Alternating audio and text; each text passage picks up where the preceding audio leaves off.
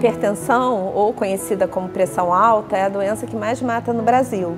E o principal fator que faz desenvolver hipertensão é o elevado consumo de sal.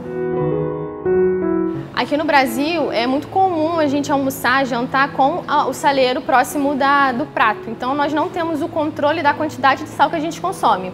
Então a Organização Mundial de Saúde preconiza que a quantidade de sal diária ingerida seja de 5 gramas de sal. Mas estudos mostraram que aqui no Brasil a gente consome mais que o dobro, cerca de 11, 12 gramas de sal por dia. Então, apesar da gente não saber quem tem pressão alta é sensível ou não, a gente sabe que o brasileiro consome muito sal. Então, o estudo ele é importante para a gente conseguir impedir que as pessoas que consumam muito sal e que venham a ter pressão alta tenham essa pressão arterial elevada por mais tempo, que poderia acarretar a saúde do rim. Os rins, eles são filtros do nosso corpo, né? Então, eles são responsáveis por eliminar as substâncias do nosso organismo, incluindo o sal. Se os rins não estão funcionando bem, esse sal, ele se acumula no organismo e aí você aumenta a chance de ter hipertensão. Então, a quantidade de sal que você ingere, a quantidade de ultraprocessados, né, que a gente consome, influencia no acúmulo de sal, danifica o rim e causa a doença renal. Os medicamentos que são utilizados para tratar a hipertensão que a gente tem disponível hoje no mercado, eles atuam de duas formas. Uma é agindo sobre os vasos sanguíneos e diminuindo a pressão arterial. A outra forma é agindo sobre os rins e promovendo a liberação do excesso de líquido.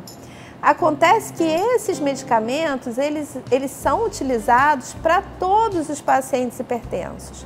Mas existem pessoas hipertensas que, diante a um elevado consumo de sal, respondem com níveis de pressão arterial maiores ainda e muito resistentes aos medicamentos que a gente tem hoje disponível no mercado. Essas pessoas hipertensas que respondem com esse aumento maior de pressão arterial são chamadas de hipertensa e sensível ao sal.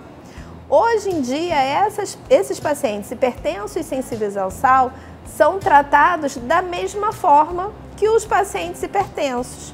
Então, o objetivo da nossa pesquisa é identificar uma molécula nesses pacientes hipertensos e sensíveis ao sal, que a gente possa, então, a partir dessa molécula, desenvolver novos medicamentos que sejam, então, utilizados para esses pacientes, específico para esses pacientes, e com isso eles possam ter um tratamento mais adequado. E aí, nesse objetivo de procurar quem era essa molécula, acabou que a gente descobriu que não é uma única molécula, que é um trio de moléculas, e essas 3 moléculas, elas trabalham como se fosse uma orquestra, elas trabalham em conjunto, e essa orquestra que dá o comando para o rim ou eliminar mais sal ou reabsorver mais sal. E quando essa molécula se desconecta, quando esse trio se desconecta um dos outros, esse sinal se perde. E isso que vai promover, então, com que o rim retenha mais o sódio, conserve mais o sódio numa situação onde ele deveria eliminar. Os medicamentos hoje que atuam na pressão alta, eles agem na consequência da doença, né, e não na origem, né, de como essa doença se inicia. Então, essa tríade, né, essa orquestra que a gente descobriu no nosso trabalho, ela é extremamente importante, pensando em desenvolver esses medicamentos que vão atuar na causa, no início, na origem da doença, e vão poder ser utilizados precocemente por esses pacientes.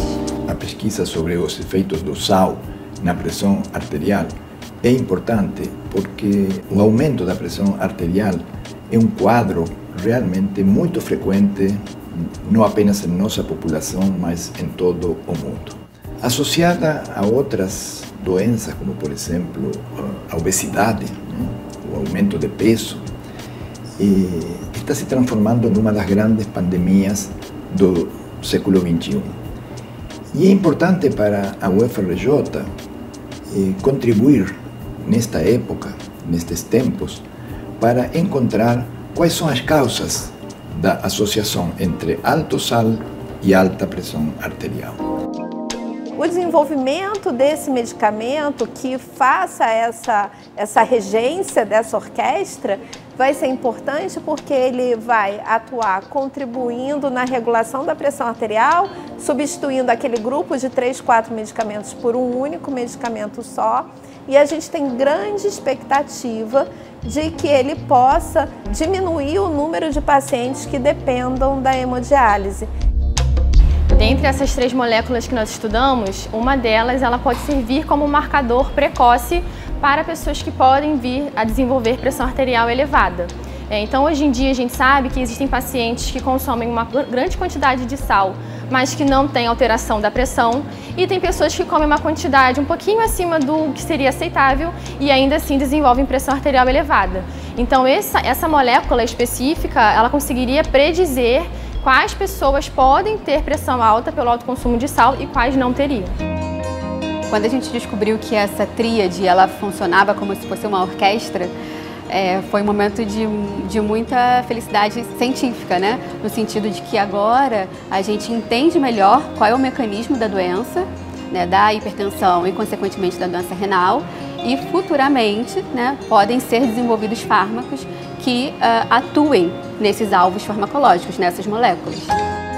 Foi um sentimento de muita alegria, porque a gente está aqui há muitos anos procurando sempre fazer o nosso melhor, procurar novas moléculas, e isso é um avanço muito grande. A gente sabe que a importância do trabalho para a sociedade como um todo, né? Então, tentar aqui na FRJ descobrir moléculas que possam no futuro, daqui a 10, 20 anos, serem utilizadas por pessoas, é uma sensação assim de que finalmente conseguimos encontrar alguma coisa. Então, foi muito, muito legal, e é isso que nos impulsiona a continuar a fazer pesquisa aqui dentro.